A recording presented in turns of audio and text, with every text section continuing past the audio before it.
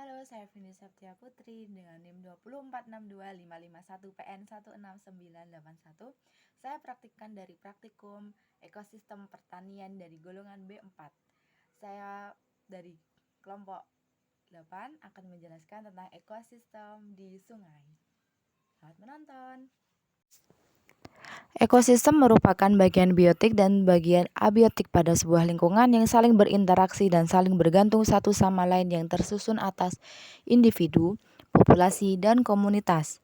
Ekosistem juga bisa dikatakan sebagai keterpaduan setiap unit sistem biologi yang melibatkan interaksi atau timbal balik antara organisme dan lingkungan fisik, sehingga energi mengalir ke dalam struktur komunitas biologi tertentu dan terjadi peredaran materi antara siklus biologi dan siklus anorganik.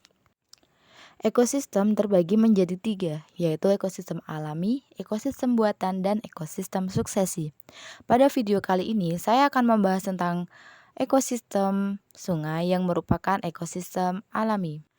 Sungai merupakan aliran air yang besar serta memanjang yang mengalir secara terus-menerus dari hulur menuju hilir. Sungai juga bisa dikatakan sebagai suatu perairan yang airnya berasal dari air tanah, air hujan, air permukaan dan mengalir terus-menerus pada suatu arah. Aliran sungai dapat berakhir atau bermuara di laut, dan aliran sungai juga mempengaruhi kelimpahan organisme yang menghuninya. Berdasarkan pengamatan ekosistem sungai pada hari Minggu 9 Mei 2021 di Sungai Code dekat rumah saya yang beralamatkan Ponggok 2 Trimulyo Jetis Bantul Yogyakarta pada pukul 3:30 sore WIB ditemukan beberapa komponen biotik yang terdapat di sungai, yaitu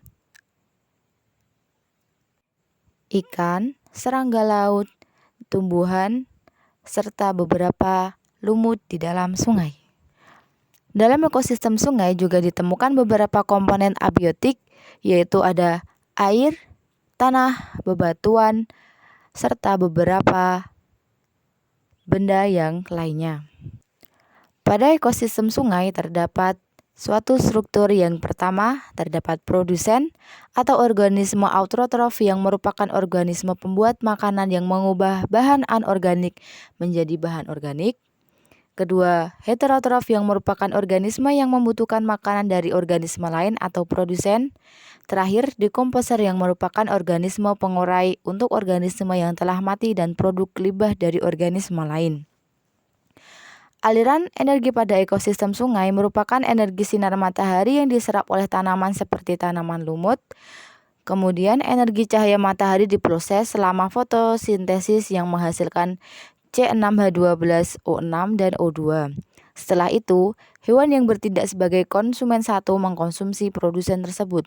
Hewan yang berperan sebagai konsumen satu pada ekosistem sungai ini diantaranya adalah udang dan ikan kecil.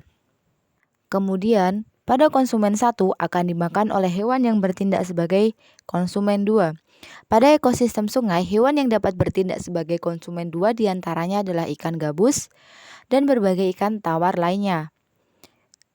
Rantai energi ini berjalan terus sampai konsumen akhir, dan konsumen akhir akan terurai menjadi dekomposisi. Rantai makanan yang mungkin terjadi pada ekosistem sungai yaitu yang pertama ada lumut yang berperan sebagai produsen, udang yang berperan sebagai konsumen satu, yang lalu dimakan oleh ikan air tawar yang berperan sebagai konsumen dua. Selanjutnya ikan air tawar dimakan oleh ikan yang lebih besar, dan pada akhirnya ikan yang lebih besar akan dimakan oleh pengurai. Contoh selanjutnya ada tumbuhan alga yang dimakan oleh serangga air dimakan oleh katak, katak dimakan oleh ular yang selanjutnya akan dimakan oleh dekomposer.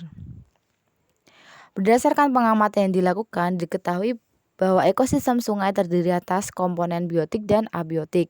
Komponen abiotik terdiri atas air, bebatuan, tanah, dan lain-lain. Sedangkan komponen biotik terdiri dari tumbuhan lumut, alga, ikan, serangga air, dan jamur.